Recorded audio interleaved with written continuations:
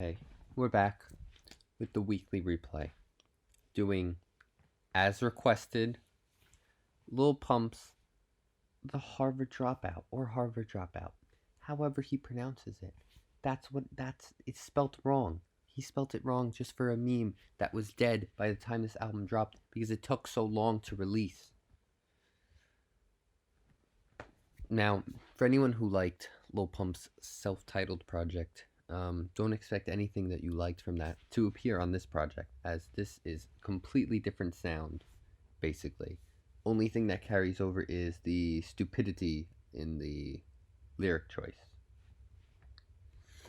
So, number one, we have Dropout, in which Pump brags about dropping out of school, which you shouldn't do, because things don't always work out.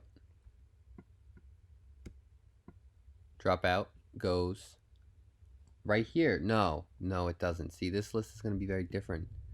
Dropout being a not so good track in general. Actually, you know what? No, I hate this track. I re-listened to everything for this. All right, Nuh-uh is got the old kind of hooks and choruses that you would expect from Lil Pump, but the beat choice is so like electronic. It's so like polished, and that's not what you want from Pump. I feel like he's better when like it's like a D Rose beat, you know? Nuh-uh, F, F, two Fs already. All right, all right, all right, all right. I Love It by Kanye West and Lil Pump. Now this song, as a single when it got released, what it was for, the music video, the whole thing together was very good. It's still a funny song. It's a very funny song. It got played a lot. It was stuck in my head. It was surprisingly really catchy. Good on Kanye. But this is how a lot of the project could have sounded had there been better production, better giving time to the features. But really doesn't happen. Ion featuring Smoke Perp. Smoke Perp is just a boring version of Pump at best. And at worst, he is unlistenable. And this is actually probably one of his better features. However, or verses in general, honestly, this is probably one of his better verses in general. He brings energy to the track. However, there's some insensitive comments in the song that probably shouldn't be saying. 21 Savage gets attacked for saying something about like him like trying to like be rich like them, and this one he gets hate on to the point where he might have had to change the lyrics, or he had to apologize. Maybe he didn't change the lyrics, but he had to apologize about it. And meanwhile, right here, they're talking about killing. It's just not. It's really you can't do that. You can't do that. You just can't do that. Welcome to Trash Tier. Fasho, featuring Offset. Now this is the first one where the features begin to become an issue. The song isn't very good in general. Again, the production and the beat just don't. It's not like, I don't know. It's not for Lil Pump. It doesn't feel like. It feels like it should have been made for somebody else. And it's like a super short track time. Hold on, wait. Ready? How do I look at these track times? 2 minutes, 1 minute. That's good. They get in, they get out, right? 2 minutes 22. This one's barely 3 minutes. It's not even 3 minutes. This one's not even 3 minutes. This one with Uzi, not even 3 minutes. Like the features have no time to really put anything to the track. Not saying all the features are good, but they don't really have time to do anything. Now, Offset is kind of decent. This is like F plus. We'll give it F plus. Maybe like D minus, something like that. No, we'll put it in D. It's a D tier. No, it's not. What am I kidding? It's oh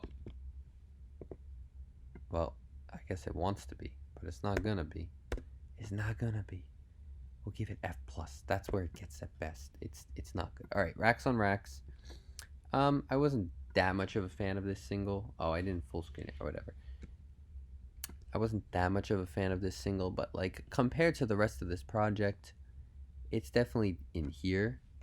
But look at the amount of singles this project has. Look, you can barely see. There. You got Get It from 2018, Drug Addicts 2018, I Love It 2018, Multimillionaire 2018, Butterfly Doors 2019, Racks on Racks 2019, Be Like Me 2019. And I'm pretty sure, since we're on here, yeah, they released a day before the album's release, 2 singles together.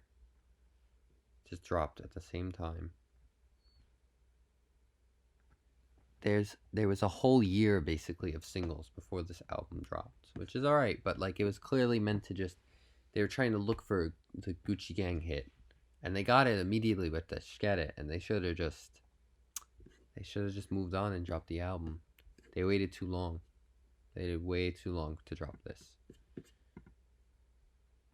Off-White, extremely annoying song. I can't play it. I hate it. Terrible. Everything about it is just not good. It's not good. It doesn't sound good. Lil Pump's not funny if he's trying to be. He just sounds annoying. Extremely annoying. Butterfly Doors, it's okay. It's alright. It's tolerable. It's just not for me. But it's something. I mean, it exists. It could go like, oh, gotta remember that everything is one line here. It could go like D plus, you know. D plus, I think, is pretty fair. Too Much Ice featuring Quavo.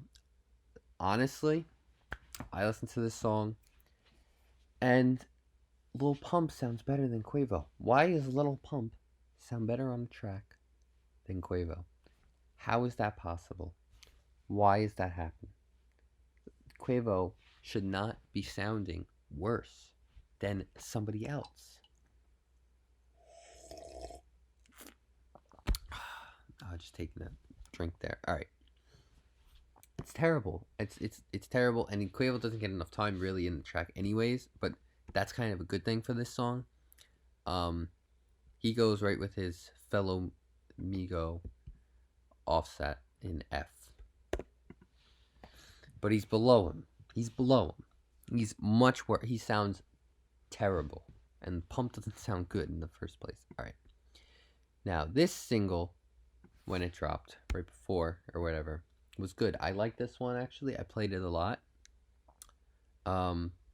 It would go higher than B. However, Uzi feels like 25 seconds maybe at most, and he feels so like crammed into the end of the track that, you know, there's no time for him to breathe, you know. It's just like Pump should be on it less and Uzi should be on it more, or put Uzi in the middle a little bit more so he doesn't feel so like just shoved in at the end.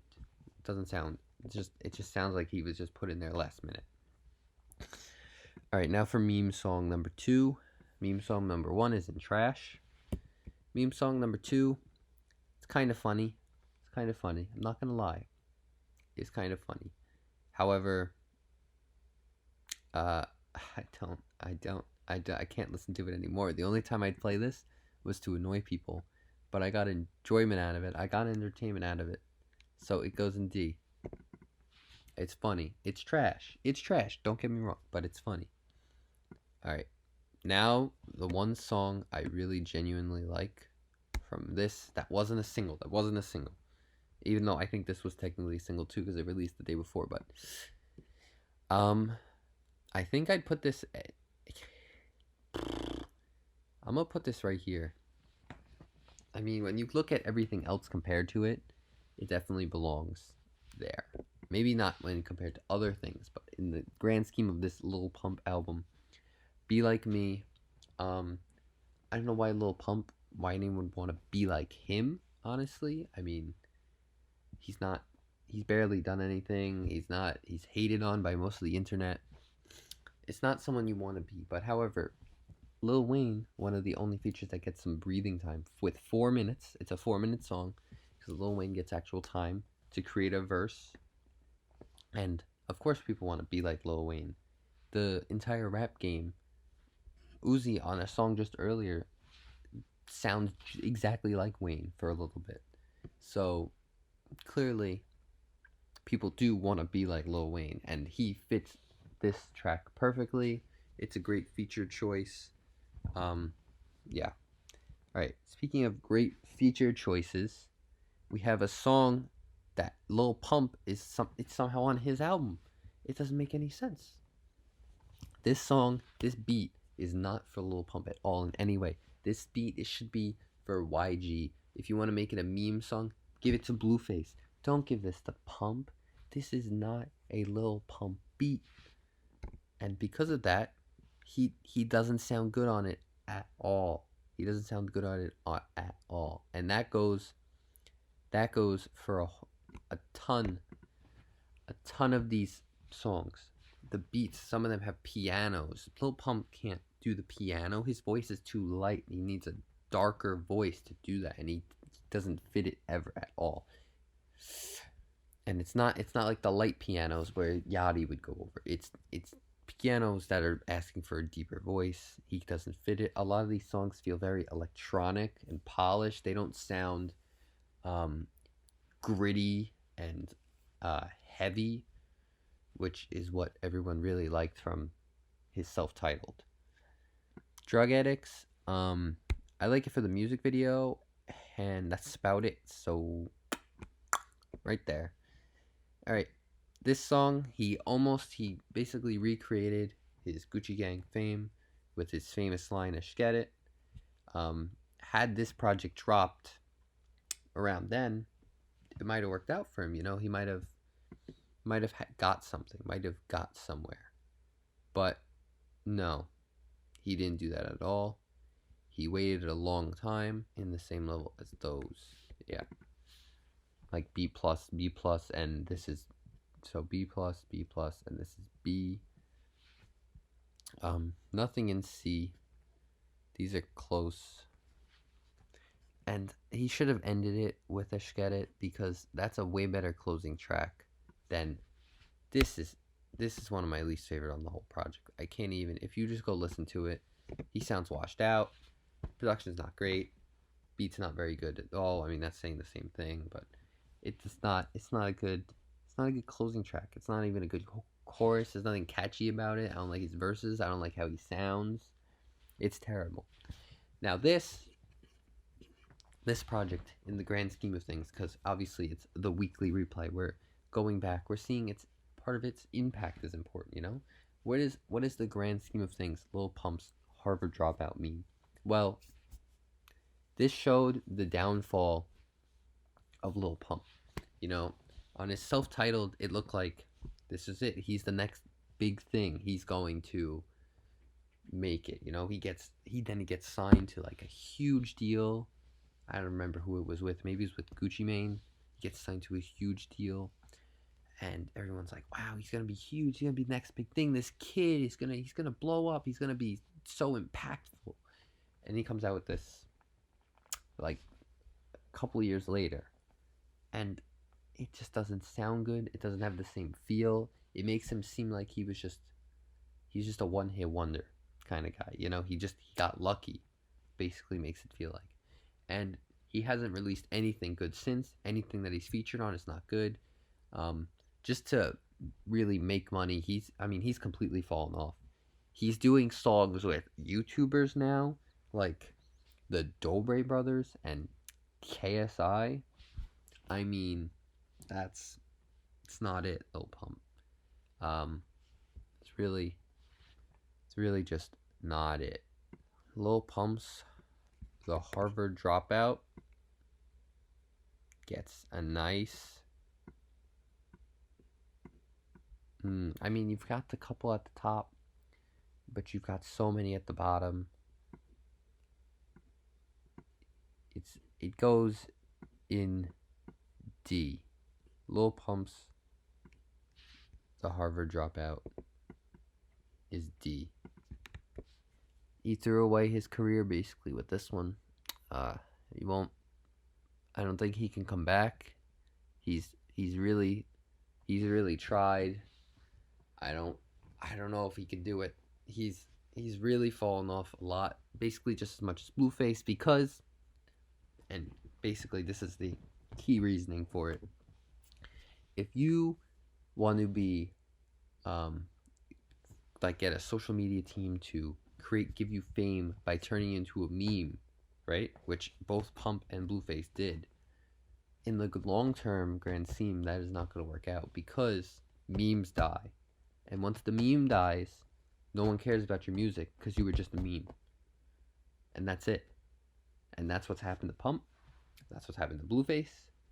That's what will happen to anyone else who follows this trend. Period. Alright, hope you enjoyed this. Definitely recommend me another one down below. Clearly, I will do the ones that are recommended to me, because I did this garbage. And yeah, so let me know what you want in the next video. I hope you enjoyed. See you, guy.